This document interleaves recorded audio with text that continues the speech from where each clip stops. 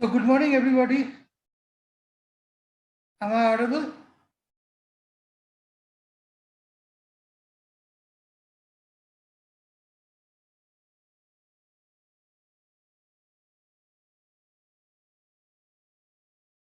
Am I audible?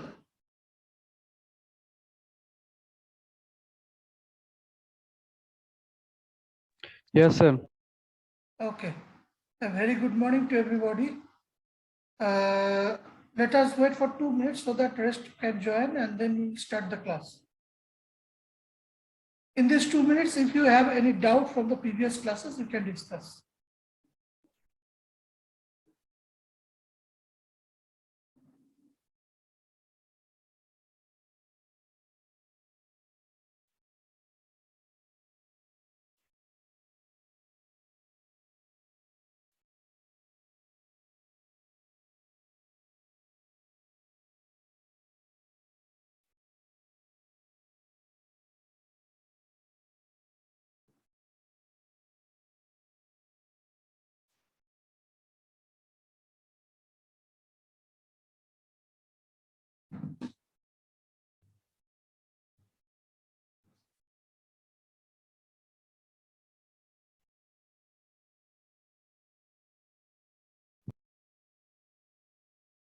So up to now, nobody has told any problem. So let us hope that there is no such queries against the last previous two classes. So let me start today's class.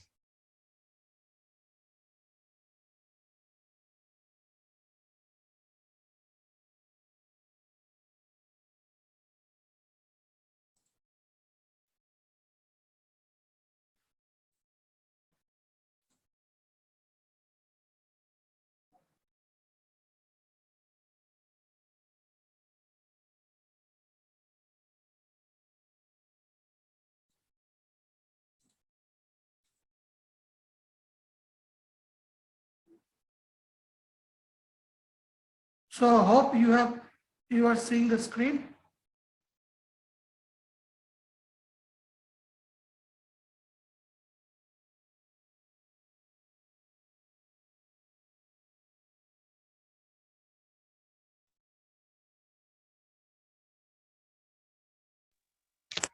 Sir, voice is not clear.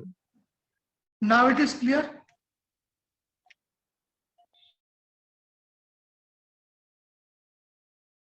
Is the voice clear now?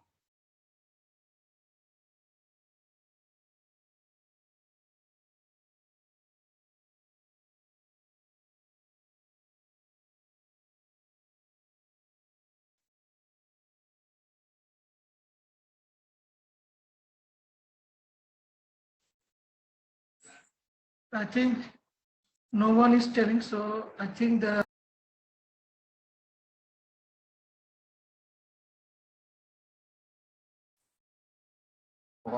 can you hear me now? Yes, sir. I think the net was disturbed, so the connection was as some error. So now it is okay. So let us start the class again. Just a minute, I am sharing the screen.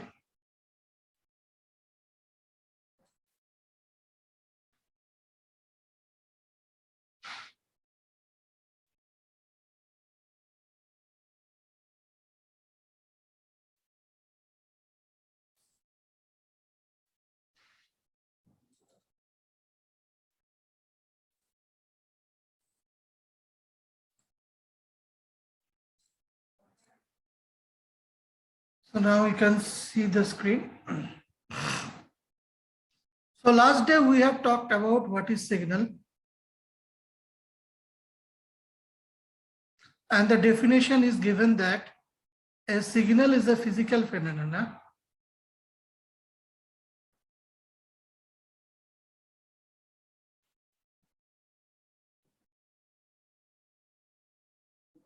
phenomenon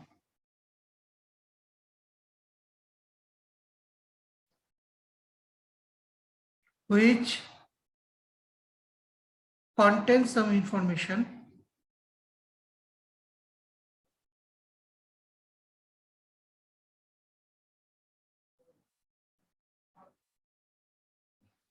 sorry,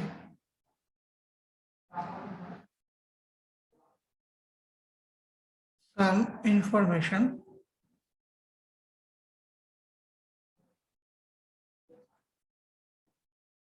and which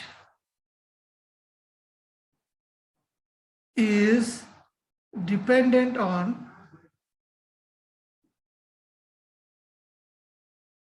some dependent or independent parameters.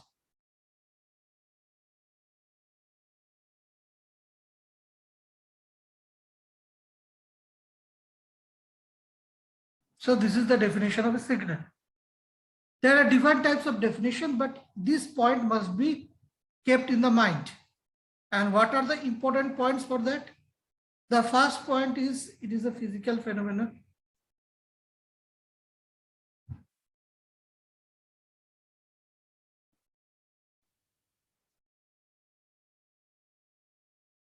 First point is this is a physical phenomenon. This is the important one. Next, it contains some information. That is the next point, next important point. And last one, it is dependent on some dependent or independent parameters. That is the last point. So 3 points must be there in the definition. You can write different types of definition as you wish, or you can use your own word to write the definition. But what is the 3 points that must be included in the definition? First is it is a physical phenomenon. Next, it contains some information. And next, it is dependent on some dependent or independent parameters. Now let us explain why I have told these things. So first of all, we know that a signal is a physical phenomenon. Any type of signal, like we nowadays or mostly use signal, mostly used signal is called speech signal.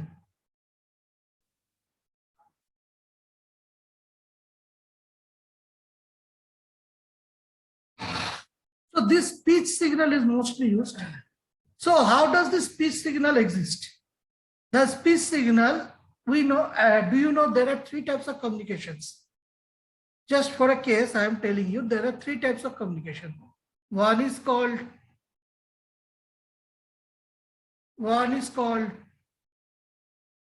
man-to-man communication.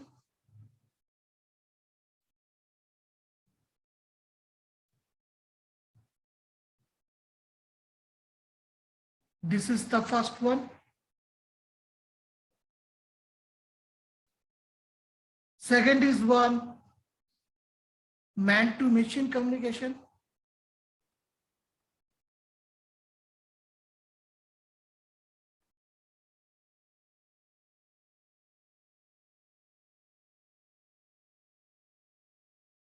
And number 3 is called machine-to-machine communication.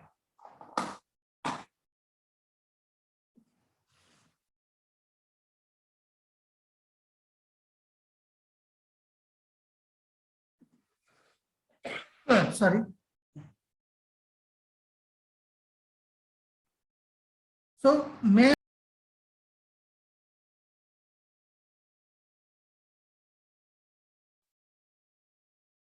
again the network was problemed. So let us begin with that last positions. Yes, mostly used signal is speech signal, and mostly used communication is 3 types of communications. One is called man-to-man communication, one is man-to-machine communication, and the last one is machines-to-machine communication. Can you hear me now? Yes, sir. Yes, sir. आवाज आ रहा है या नहीं आ रहा है? हाँ अभी Yes, ठीक है sir, सर। I am. ठीक है, तो मैन टू मैन कम्युनिकेशन कौन सा होता है? जो हम लोग ज्यादा कम्युनिकेट करते हैं, जहां पर हम लोगों का ये स्पीच सिग्नल का प्रयोजन होता है। स्पीच सिग्नल का जहां पर प्रेजेंट होता है वही है first one, man to man communication. Next is man to machine communication. That means you are communicating or you are using a laptop or like that thing. So laptop is a machine and you are a man. So man to machine communication or your mobile phone. That is a man to machine communication. And the next is machine to machine communication. So it is a machine to machine communication means it is a, in industry we use machine to operate some machines, and that's total process is dependent on an algorithm or some microprocessor unit, and that is machine to machine communications. So three types of communications are used in this world. So mostly used signal is the speech signal, which is used for man-to-man communication, maximum man-to-man communication. So you know what is the speech signal? What is the speech? It is coming from our mouth. There are larynx in our mouth, in our throat. There is a physical device that is called larynx. And when the air passes through the larynx, with the help of our tongue and the lips, we produce some sort of signals. And that is converted into a speech signal, or that is a speech signal. And that is used to communicate with the man to man. And that is the widely known communication medium. So this man-to-man communication speech signal is a physical phenomenon, because our body is a physical thing and it is occurring as a physical. So it is a physical phenomenon. So a signal is a physical phenomenon. That is the first point. Next is it contains some information. You know that whenever we want to communicate with each other, we want to pass on some message. So if we are wanting to pass on some information or message, we want to communicate with each other. Actually, the communication begins for that to tell what I am feeling or what I am thinking or what I am understanding to others. We need to communicate with each other. And then that communication started. And for this communication, the signal processing and signal transformation is taken. And now it is dependent on some dependent and independent parameters. This is very much important. What I am telling, it is now it is telling that it is now dependent on some dependent or independent parameters. So here it is important. There are mostly two signals. We use two signals in this world. One is called, if I differentiate signals, signals can be divided into two categories. One is analog and another is digital.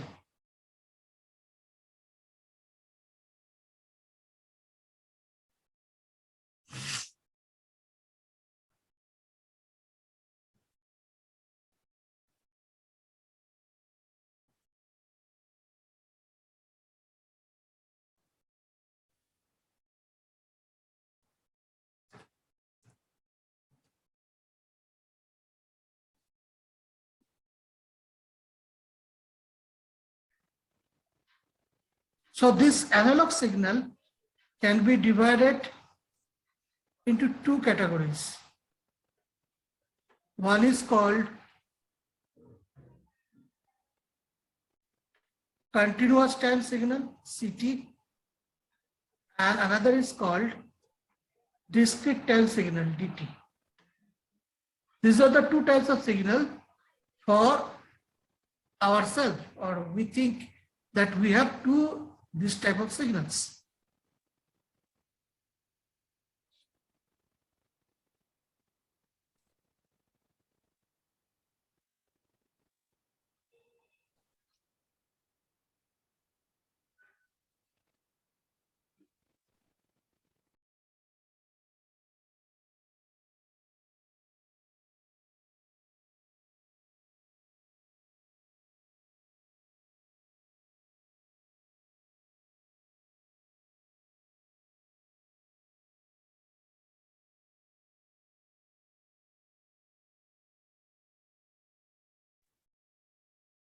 What I am telling, there are two types of signals. One is analog signal, another is digital signals. So if I write analog signal, depending upon some factors, it is divided into two. One is called continuous time, another is called discrete time.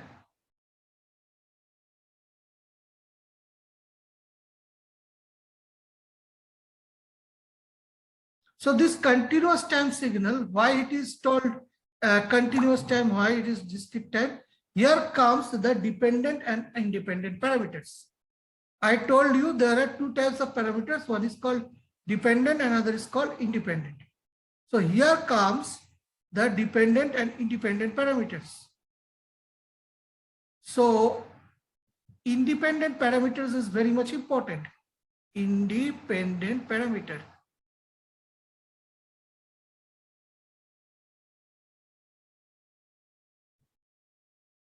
Whenever we think of a signal or physically, we have to plot the signal. There can be two-dimensional plot, there can be three-dimensional plot. And this two-dimensional plot consists of two parameters. One, an independent parameter, and another, the function of that parameter. So the most and the foremost used of this independent parameter is called time. What it is called? It is called time. Time is the independent parameter that is used for signals. So every time we represent a signal, we represent it as a function of time. So if it is an analog signal, if x is the function, then x of at is the signal representation. So x of et is dependent on time, so it is represented as a function of time, that is x of at. In the physical device, if we plot this thing, if we plot this signal,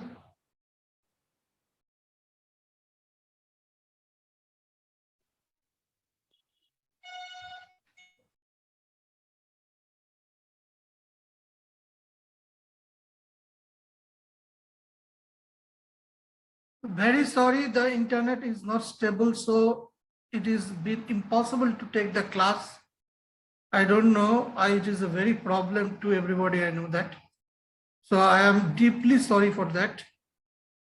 So again, let us start and let us continue.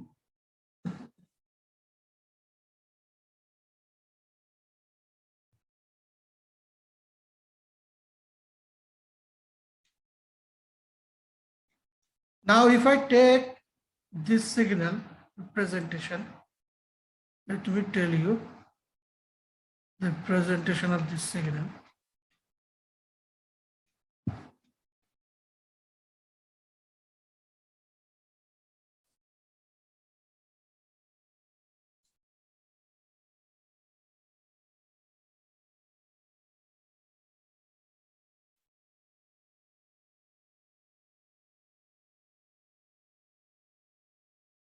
Okay, so this x-axis is the x at t. Sorry, this y-axis is x at t, and this x-axis is the t. Now, if I write a continuous time signal, it will be looking like this. It is a random or arbitrary continuous time signal. Now, what we have to do when it is discrete, or what is the difference between the continuous time signal and the discrete time signal? So this will be discrete if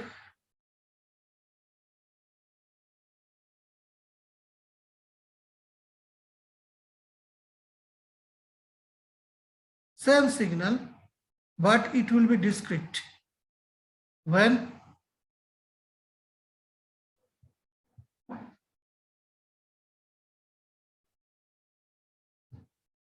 this time it is discrete.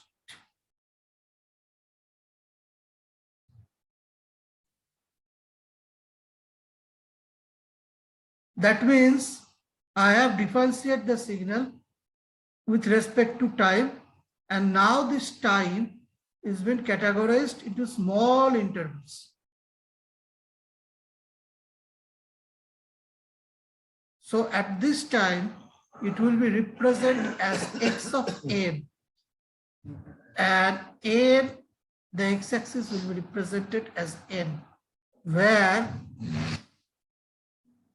n equals to minus infinity to plus infinity, where n is a sampling index. So I used a sampling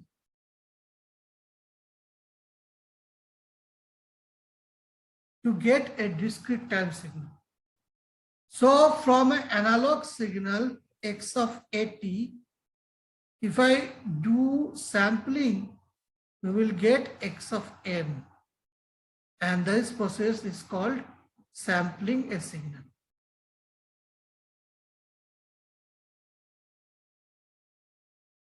This process is called sampling of a signal.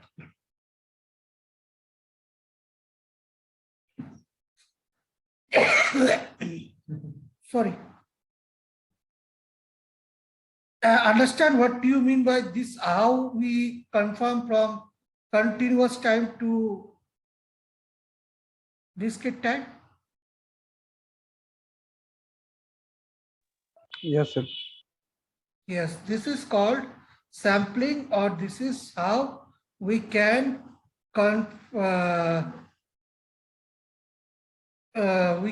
transform from a continuous time to a discrete time signal.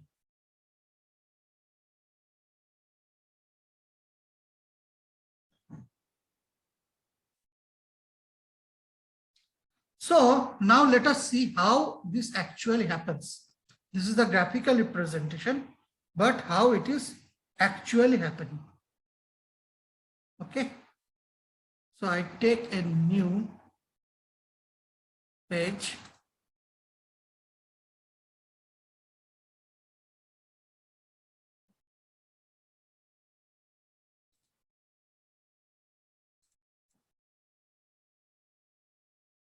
Okay.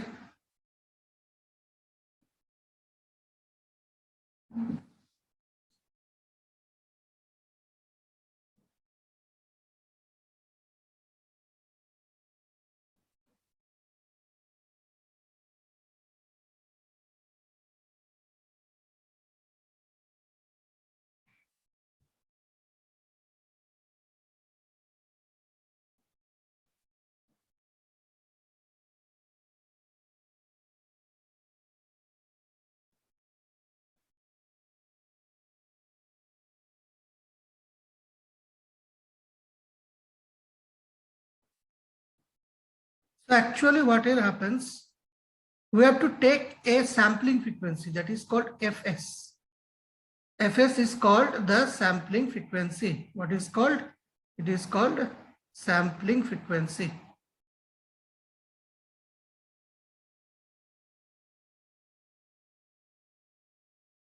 It is such that Fs is equal to 1 by T. What is T? T is the total time period of the signal. Total time period of the signal. So if I sampled a signal with this sampling frequency,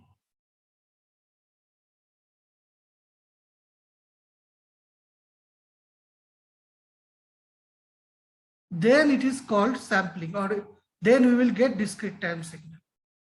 So how I will get this discrete time signal, that is very much important. So every time we get this discrete time signal, we have to sample the signals for this discrete time signals. Okay. Exactly the sampling frequency is required. We have to measure the sampling frequency. We will do the programs, or we will solve the problems how the sampling frequency is measured.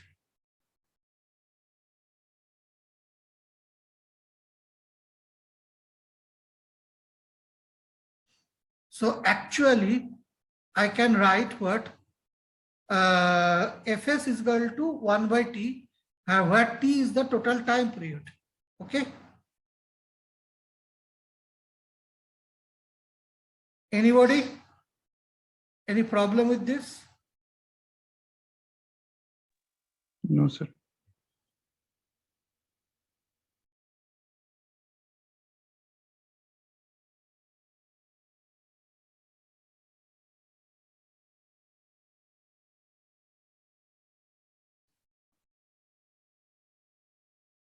So whenever x of t is to forwarded with the sampling, it becomes x of n. So what is x of n? N is a sampling index by which we sample the total signal. So anybody knows what is the relation between n? What is the relation between n and capital T? Anybody?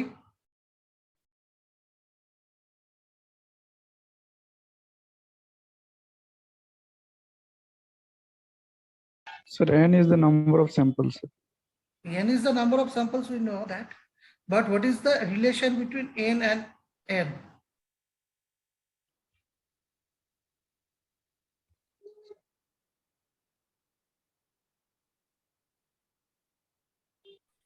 Sir FS बराबर 2 होता है sir Fs is equal to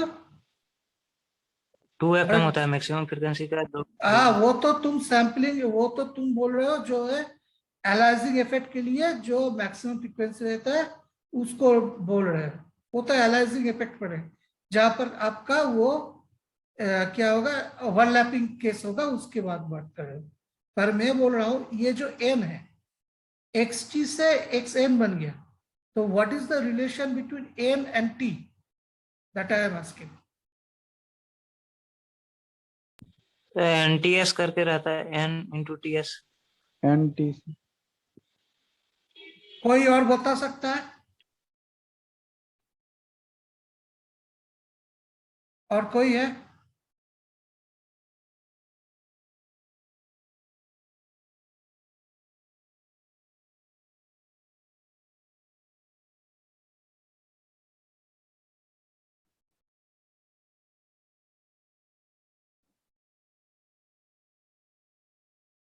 anybody? और कोई बता सकते हैं मुझे?